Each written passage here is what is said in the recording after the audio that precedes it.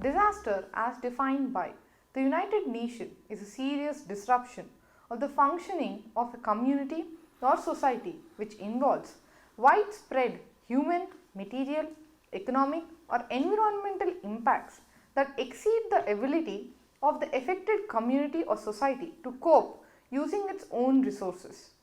Disaster management is how we deal with the human, material, economic, or environmental impact of said disaster. It is a process of how we prepare for, respond to, and learn from the effects of major failures. Though often caused by nature, disasters can have human origin. In this chapter, we will be discussing how Telangana state is facing different disasters.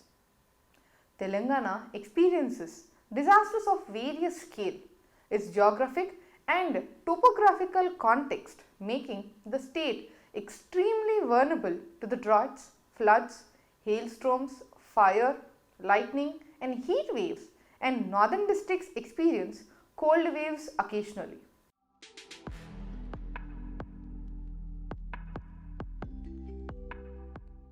Although scientists can predict the broad pressures that are likely to emerge from the projected climate change, there remain an uncertainty about how the exact effects of the climate change, particularly at small scale. The vulnerability of any particular region at any particular point in time will be influenced the degree of sensitivity of the region to these exposures and the capacity of the region to adapt accordingly. Telangana makes an attempt to assess the adaptive capacity of each of the districts. Mehboob has the least adaptive capacity and the Hyderabad has a maximum adaptive capacity. Since the index was developed based on the Human Development Index, its results are close to the results of the HDI index for the state. Assessing the impact of climate change faces a fundamental challenge of complexity. The set of mechanisms though which climate may influence economic outcomes, positive or negative, is extremely large and difficult to investigate.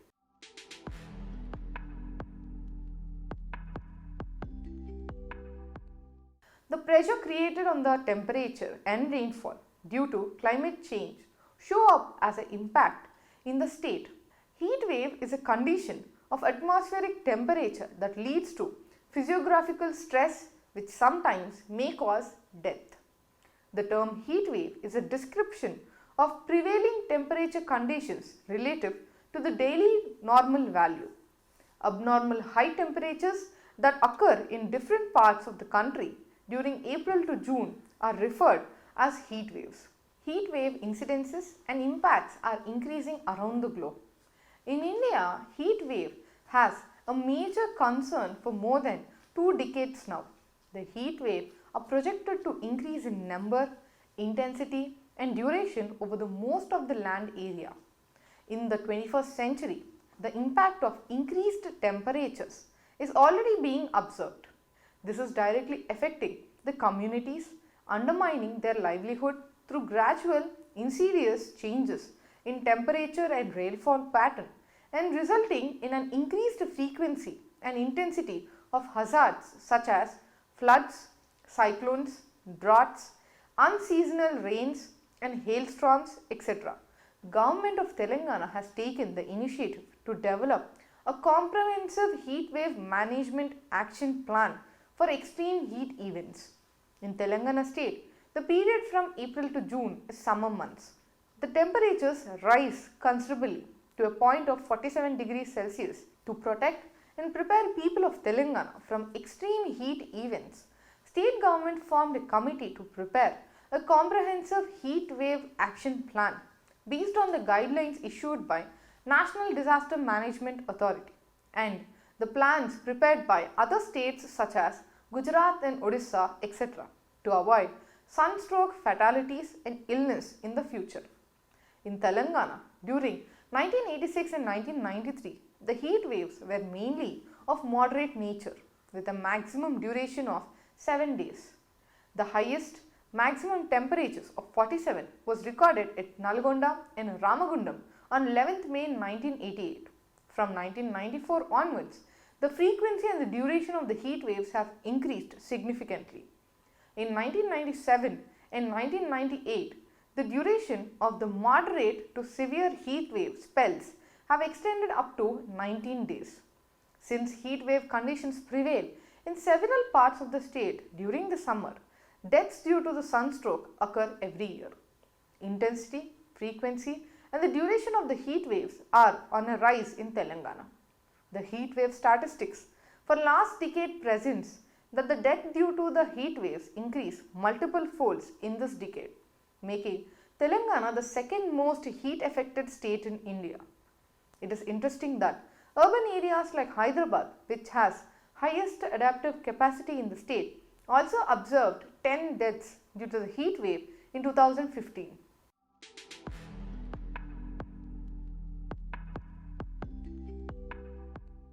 Telangana is highly prone to hot weather conditions and heat waves. Out of 589 mandals, 8 mandals are in severe, 75 in critical and 163 are in semi-critical situations as per the vulnerability analysis based on the history of data. Based on heat wave and severe heat wave conditions over mandals for the last 6 years observed temperatures, the hazard vulnerability analysis was carried out. From the analysis, 8 mandals are falling under the category of severe heat wave vulnerable, 75 are critical, 163 are semi-critical, 323 are vigilant and 20 are in the safe category based on the criteria. Over millions of people are in severe, critical and semi-critical zones in the state. Drought. Telangana is a drought-prone state. Drought is a widespread phenomenon in the state of Telangana, covering more than 90% of the mandals in 5 drought out of 14 major droughts which occurred between 1995-96 and 2011-12. A World Bank report suggests that the erstwhile Andhra Pradesh was the third most drought affected state in India after Rajasthan and Karnataka. Between 2011-12 and 2015-16, the state experienced severe drought and drought-like situations. The drought scenario in Telangana is also demonstrating an increase in duration, frequency and intensity. Its impact on socio-economic well-being of people, especially in rural areas, is become colossal. The agriculture sector has been experiencing negative growth in last 2 years on the account of consecutive drought, and crops recorded a negative growth of 18.2%.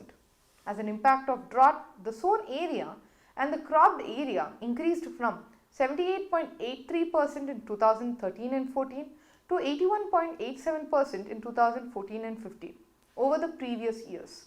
This is a significant impact, while the area irrigated by canals have increased from 5.07% in 2012 and 13 to 12.68% in 2013 and 14 and decreased to 10.08% in 2014 and 15. Net irrigated area by wells increased from 74.83% in 2013 and 14 to 81.87% in 2014 and 15.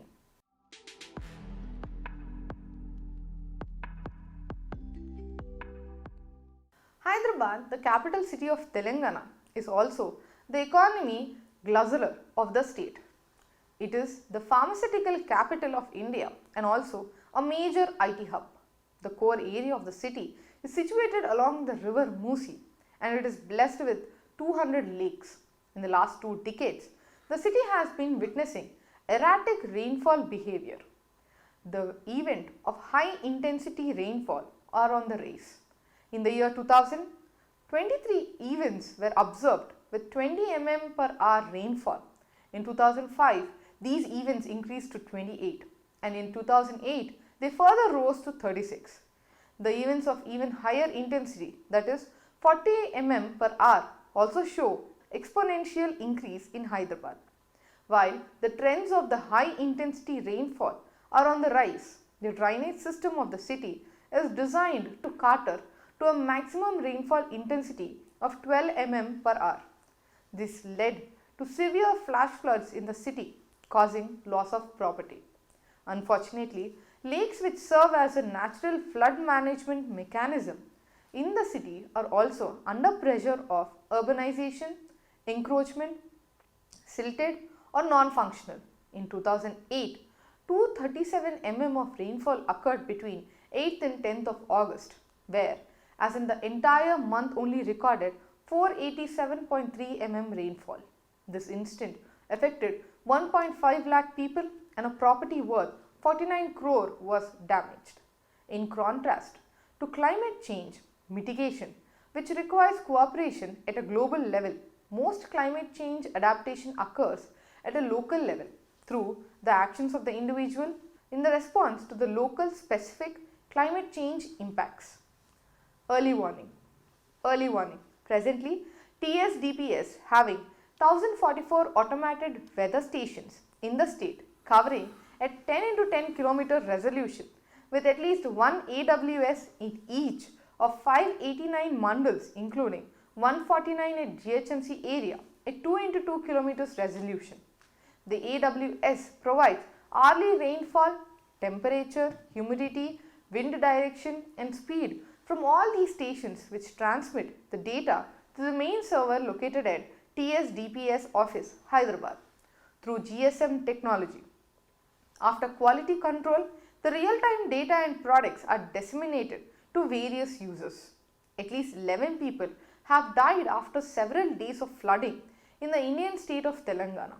Parts of Andhra Pradesh, Karnataka, Assam and Maharashtra states have also been affected by flooding after heavy rains since 21st September. A total of 17 teams from National Disaster Response Force comprising over 550 personnel, 60 boats and teams of paramedics have been deployed by India's central government to the flood affected regions of Andhra Pradesh, Telangana, Karnataka. In Telangana, much of the media focus was on flooding in the state's capital, Hyderabad, where streets were flooded were also reported in the districts of Warangal, northeast of Hyderabad. NDRF teams have been deployed to Nizamabad and Medak districts as well as Hyderabad.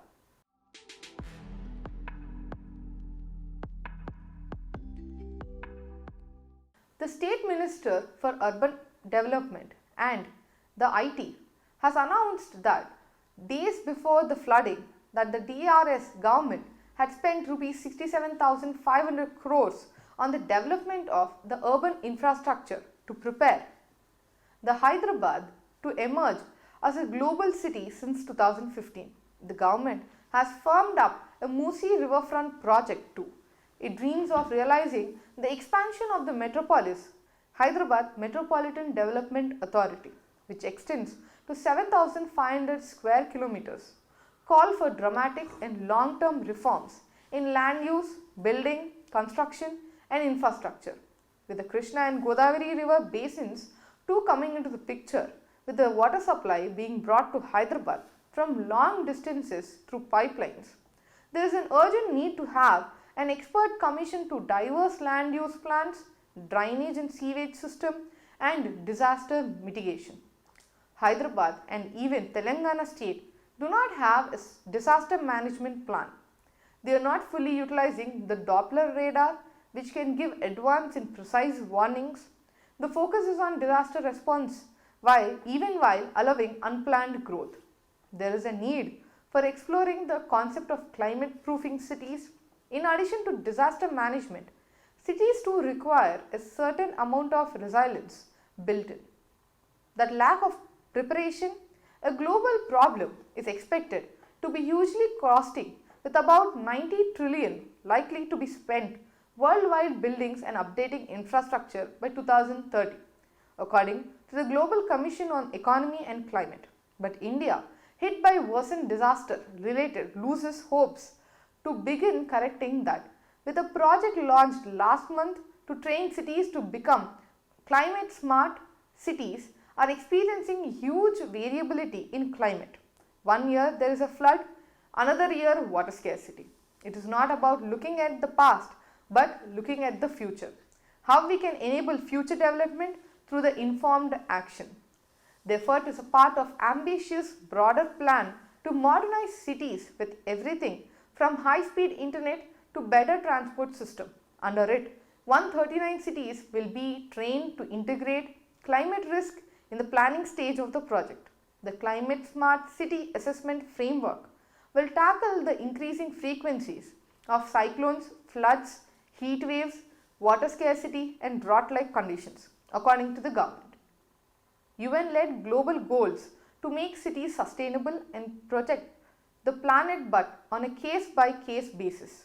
Cities should be informed of future climatic and demographic changes. Cities in India have expanded adjoining agricultural land buildings which have been constructed on filled-in lakes, and roads are being built on land reclaimed from sea to accommodate growing population, expanding industries and more traffic. Some of these changes, however, are leaving the cities more vulnerable to the growing climate threats. From the sea level rise to growing water shortages, environmentalists say COVID-19 has brought the impact of interference with the nature into our consciousness. Yet, we are not planning in the terms of protecting the environment.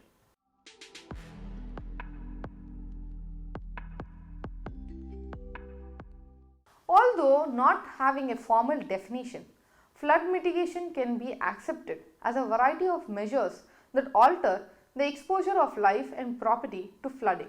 It reflects the holistic nature of those flood management measures that do not have structural nature.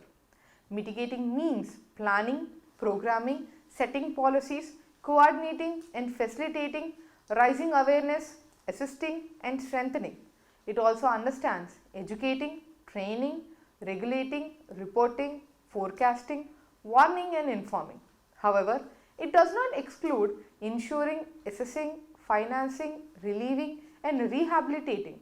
If structural measures are the bones of the flood management program, then mitigation is its flesh. Mitigation is a long-term and ongoing process prior to the occurrence of a disaster that is directed at reducing future flood damages of the community and the nation. Technically speaking, there is no flood risk that cannot be mitigated through engineering measures, but the cost is determined factor. This process teaches people how to live rationally with floods. Mitigation measures, active and passive, rely on experiencing and the capacity of the people where the disaster occurs. Active measures encompasses those activities which require direct contact with people. Mitigation measures are traditionally referred as a non-structural measures. Unified concept of urban flood management introduces flood recovery measures as a separate entity in order to emphasize the specific of spreading the cost of compensation over the time and among a large number of people exposed to a similar risk.